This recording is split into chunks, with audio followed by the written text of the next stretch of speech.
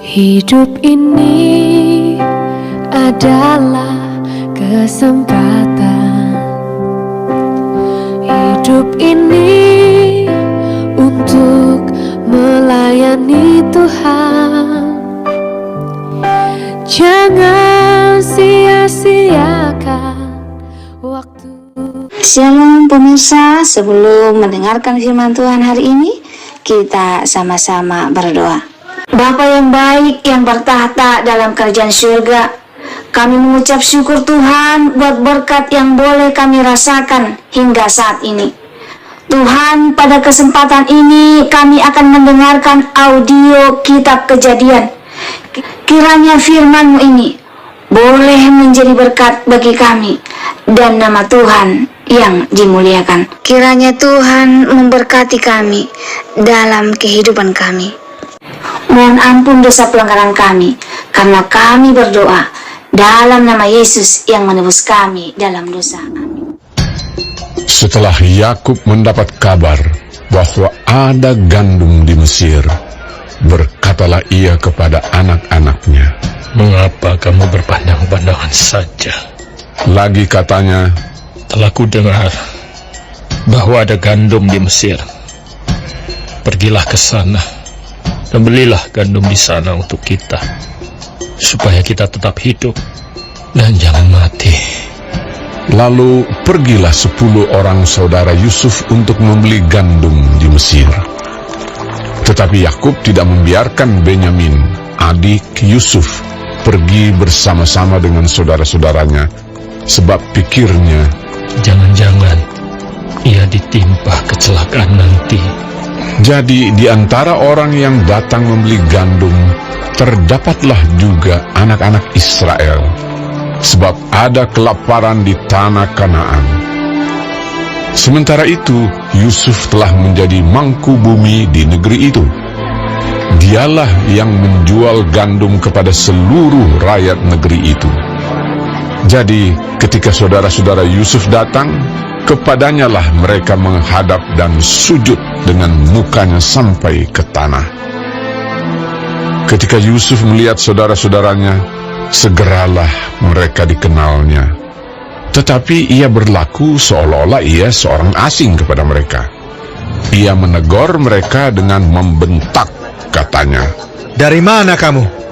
Jawab mereka, "Dari tanah Kanaan, untuk membeli bahan makanan." memang Yusuf mengenal saudara-saudaranya itu, tetapi dia tidak dikenal mereka. Lalu teringatlah Yusuf akan mimpi-mimpinya tentang mereka. Berkatalah ia kepada mereka, "Kamu ini pengintai. Kamu datang untuk melihat-lihat di mana negeri ini tidak dijaga." Tetapi jawab mereka, "Tidak, Tuanku. Hanyalah untuk membeli bahan makanan. Hamba-hambamu ini datang." "Kami ini sekalian anak dari satu ayah. Kami ini orang jujur. Hamba-hambamu ini bukanlah pengintai." Tetapi ia berkata kepada mereka, "Tidak. Kamu datang untuk melihat-lihat di mana negeri ini tidak dijaga." Lalu jawab mereka, "Hamba-hambamu ini 12 orang. Kami bersaudara, anak dari satu ayah di tanah Kanaan. Tetapi yang bungsu sekarang ada pada ayah kami, dan seorang sudah tidak ada lagi." Lalu kata Yusuf kepada mereka, "Sudahlah, seperti telah kukatakan kepadamu tadi, kamu ini pengintai. Dalam hal ini juga kamu harus diuji. Demi hidup Firaun, kamu tidak akan pergi dari sini jika saudaramu yang bungsu itu tidak datang kemari. Suruhlah seorang daripadamu untuk menjemput adikmu itu. Tetapi kamu ini harus tinggal terkurung di sini. Dengan demikian perkataanmu dapat diuji. Apakah benar? Dan jika tidak, demi hidup Firaun, sungguh-sungguhlah kamu ini pengintai." dan dimasukkannya mereka bersama-sama ke dalam tahanan 3 hari lamanya. Pada hari yang ketiga, berkatalah Yusuf kepada mereka, "Buatlah begini, maka kamu akan tetap hidup. Aku takut akan Allah. Jika kamu orang jujur, biarkanlah dari kamu bersaudara tinggal seorang terkurung dalam rumah tahanan. Tetapi pergilah kamu, bawalah gandum untuk meredakan lapar seisi rumahmu. Tetapi saudaramu yang bungsu itu haruslah kamu bawa kepadaku, supaya perkataanmu itu ternyata benar, dan kamu jangan mati. Demikianlah diperbuat mereka. Mereka berkata seorang kepada yang lain, betul-betullah kita menanggung akibat dosa kita terhadap adik kita itu. Bukankah kita melihat bagaimana sesak hatinya ketika ia memohon belas kasihan kepada kita, tetapi kita tidak mendengarkan permohonannya. Itulah sebabnya kesesakan ini menimpa kita. Lalu Ruben menjawab mereka, Bukankah dahulu kukatakan kepadamu, janganlah kamu berbuat dosa terhadap anak itu? Tetapi kamu tidak mendengarkan perkataanku.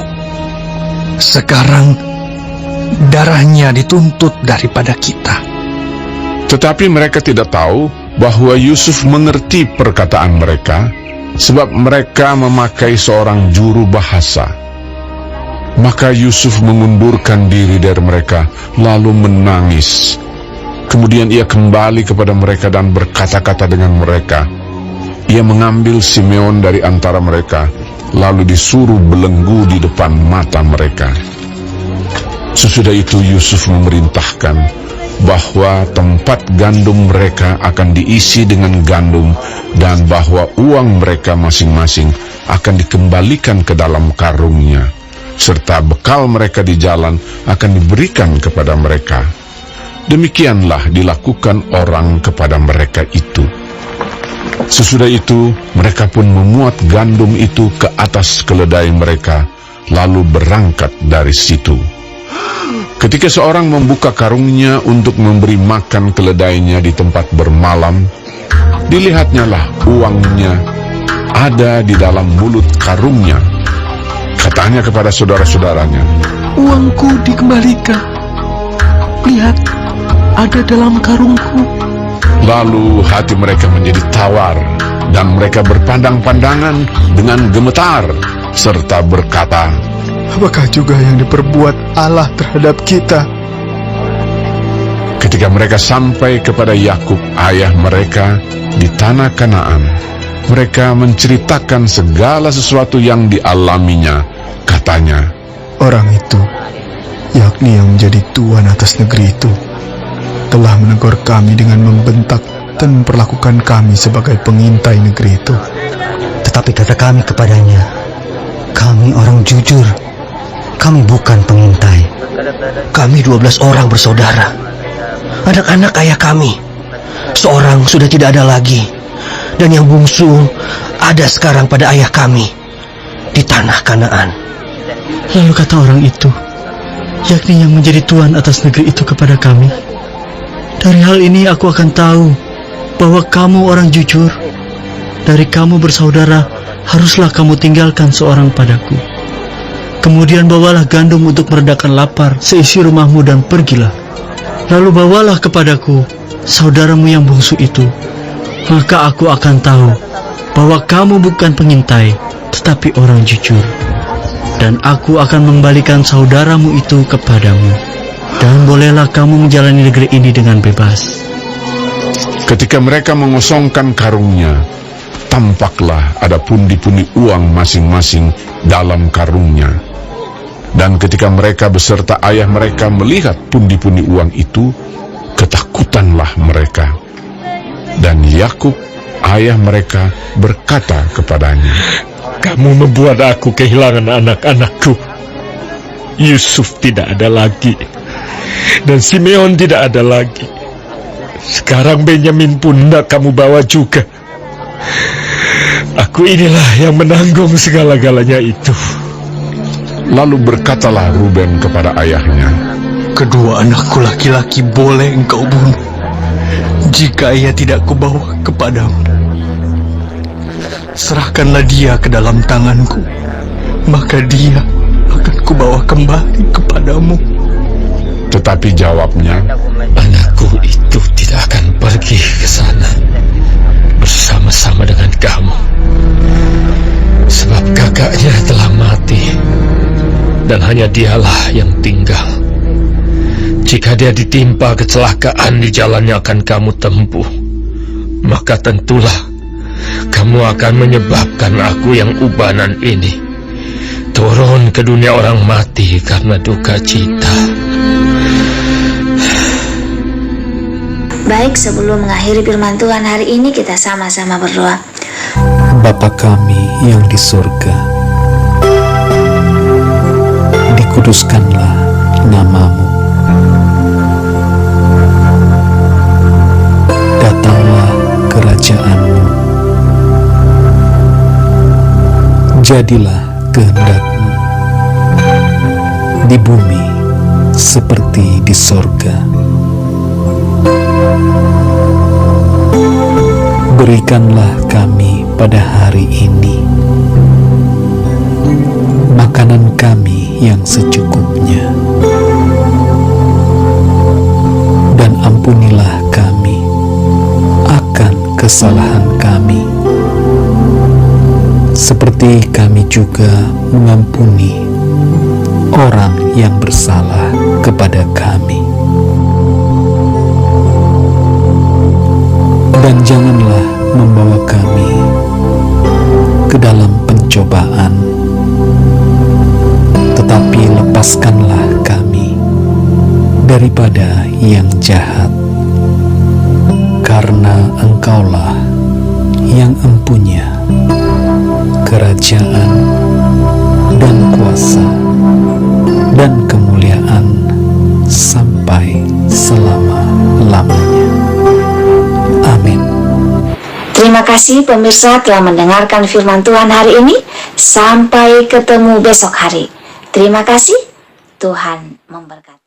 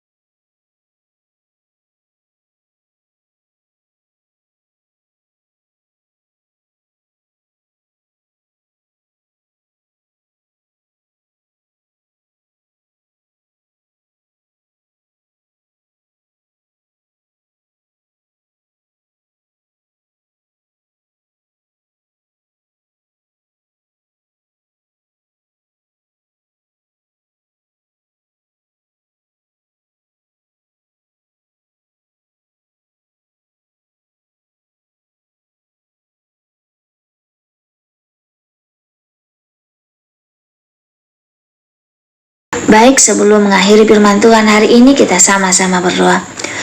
Bapa kami yang di surga, dikuduskanlah nama-Mu. Datanglah kerajaan-Mu. Jadilah kehendak-Mu di bumi seperti di sorga. Berikanlah kami pada hari ini makanan kami yang secukupnya,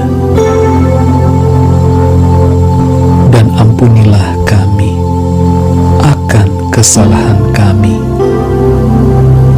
seperti kami juga mengampuni orang yang bersalah kepada kami. Dan janganlah membawa kami ke dalam pencobaan,